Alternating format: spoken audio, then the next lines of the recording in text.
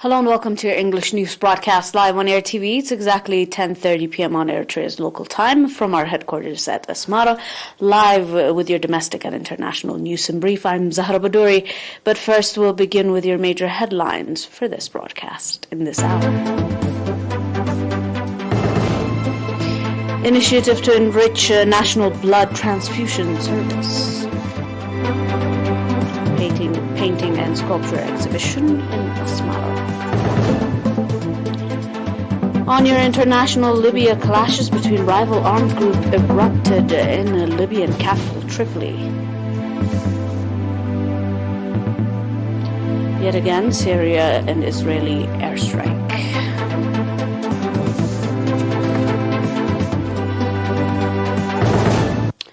Welcome to your reports in brief. Government employees from various institutions in the central region donated 166 units of blood aimed at enriching the National Blood Transfusion Service. According to the National Blood Transfusion Service, the participants of the program included employees of Gajarat Subzone Administration, National Insurance Corporation of Eritrea, Forest Air and Wildlife Authority, as well as Sagan Construction Company, Beit Gargish branch. Mr. Burha Fathi from Sagan Construction Company said that they are voluntarily donating blood for the 16th time, organized with the National Voluntary Blood Donors Association. Expressing that they get spiritual satisfaction for donating blood with a view to save lives with their renewable blood, the participants of the program called on others to follow the noble example. The National Voluntary Blood Donors Association, that was established in the year 2013, is conducting commendable effort to enrich the blood transfusion service within the country.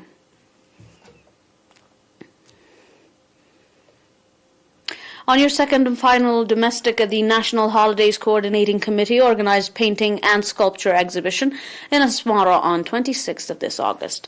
The exhibition, that first of its kind, includes 70 that is being staged at the expo compound, will stay open to the public for 7 days.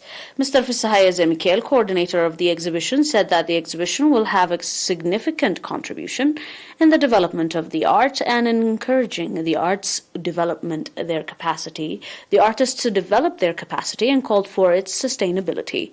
The spectators of the exhibition expressing appreciation on the products staged and the participation of young artists in the exhibition called for organizing similar exhibitions and encouraged young artists to develop their capacity and play due part in the development of art in the country.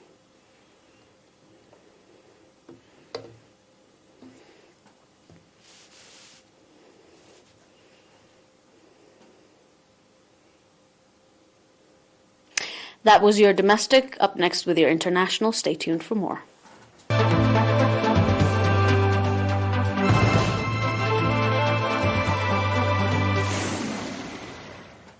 And on your global report, at least one person was killed after clashes erupted between the rival Libyan militias in the central of Tripoli, with the sound of gunfire echoing through the heavily populated part of the capital city, threatening 2 years of relative peace.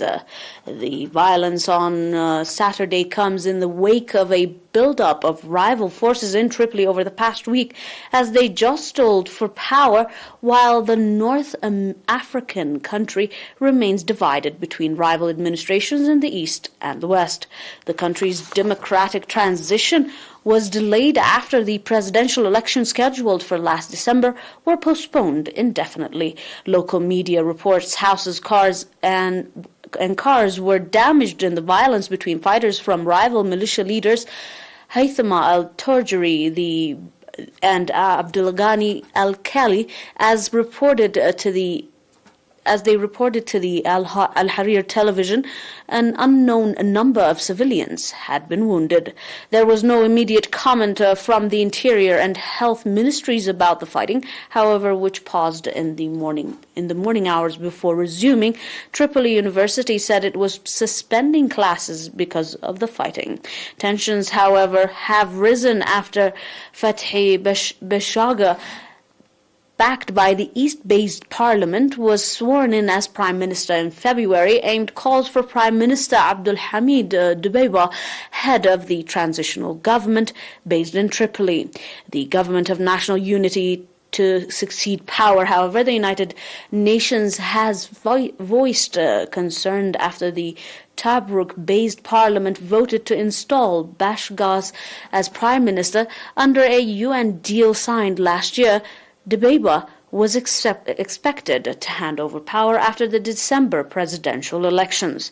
Dbeibah has refused to step aside, pleading to hold on the power until election takes place. The GNU statement said, however, the latest clashes in Tripoli were triggered by fightings aligned with Bashaga firing on a convoy in the capital, while other pro-Bashaga units massed outside the city. It accused Bashaga of being out of talks to resolve the crisis.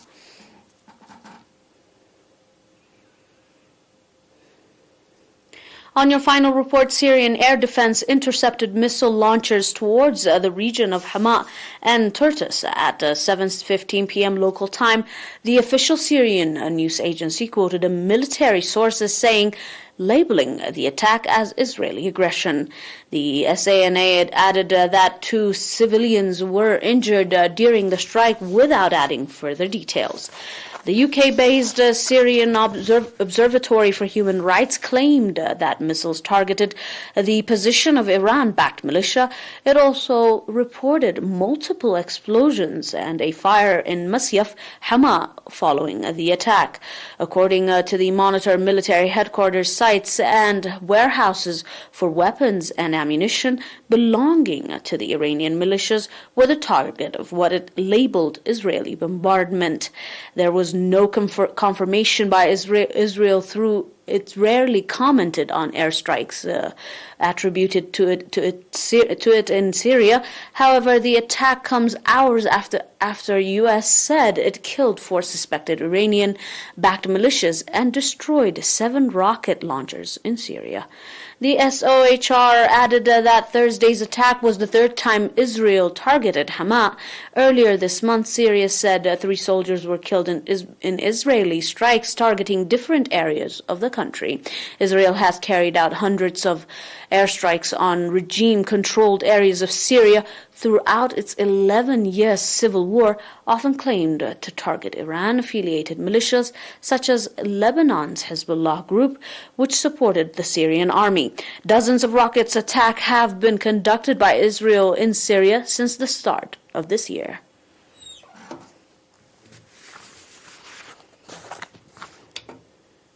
Dear viewers, that is all for now with your domestic and international news in brief. Until we are back with some more news, stay and enjoy the rest of our programs. But until then, these are a recap of your today's major headlines. Initiative to enrich national blood transfusion service. Painting and sculpture exhibitions in Asmara. In Libya's Tripoli, clashes between rival armed groups erupted in the capital. Syria and Israel airstrike.